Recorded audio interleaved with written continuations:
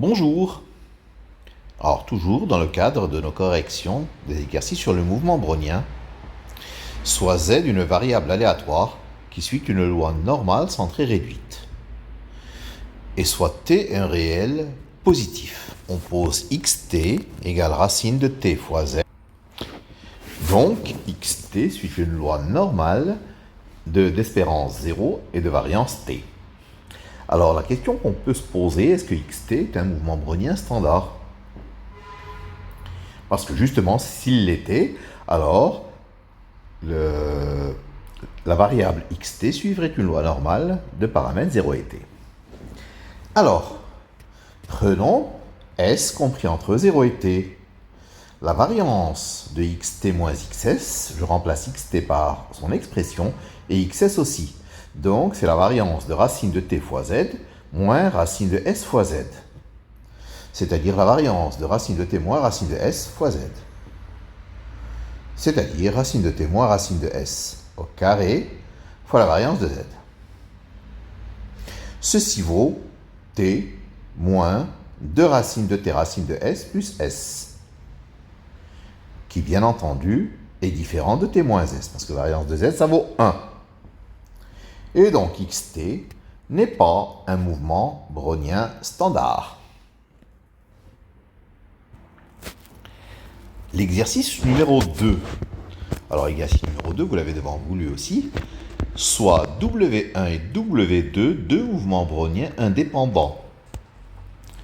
Et soit R, un élément de l'intervalle ouvert 0, 1. On pose xt égale RW1t plus racine de 1 moins R carré W2t. Xt est-il un mouvement brownien standard? Alors, il nous faut donc montrer deux choses. D'abord, que les incréments sont indépendants entre eux. Et puis, que si S est compris entre 0 et t, xt moins xs suit une loi normale de paramètres 0 et t moins s. Alors, xt moins xs, c'est rw1t plus racine de 1 moins r carré w2t, moins r w1s moins racine de 1 moins r carré w2s. C'est-à-dire r facteur de w1t moins w1s plus racine de 1 moins r carré facteur de w2t moins w2s. Mais w1t moins w1s suit une loi normale 0 t moins s. w2t moins w2s suit une loi normale 0 t moins s également. Donc, comme w1t moins w1s est indépendant de w2t moins w2s, car w1 et w2, c'est des mouvements browniens indépendants. Alors, nous avons l'espérance de xt moins xs, ça vaut 0. Mais ça, ce n'est pas dû à l'indépendance. Et puis, ce qui est dû à l'indépendance, la variance de xt moins xs, c'est r carré facteur de t moins s, plus 1 moins r carré facteur de t moins s.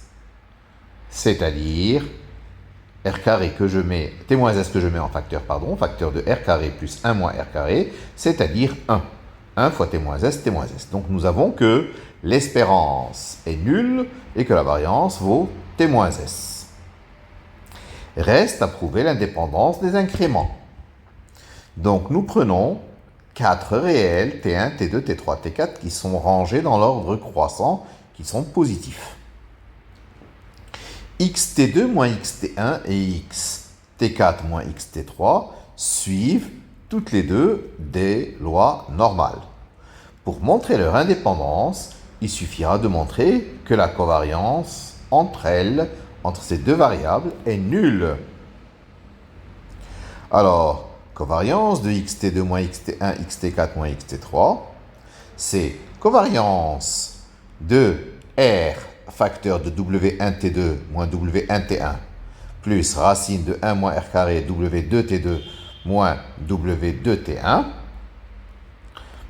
et de r facteur de w1t4 moins w1t3 plus racine de 1 moins r carré, facteur de W2T4 moins W2T3.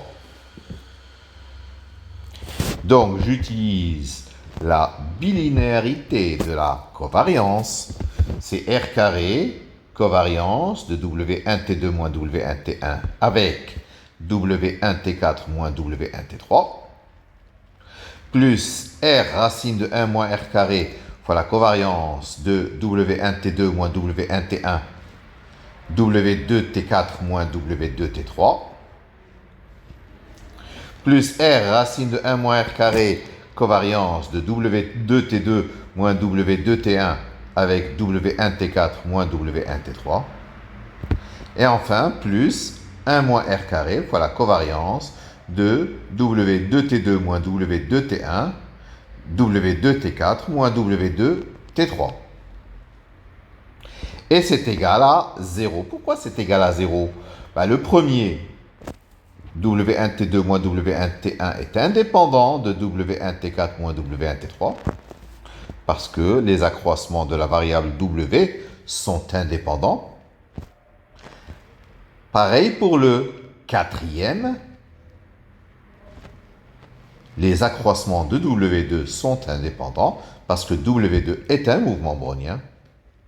Pour le deuxième et pour le troisième, c'est parce que les processus W1 et W2 sont indépendants entre eux. Et au final, les 4 valeurs valent 0. Et donc, nous avons xt qui est un mouvement brownien standard.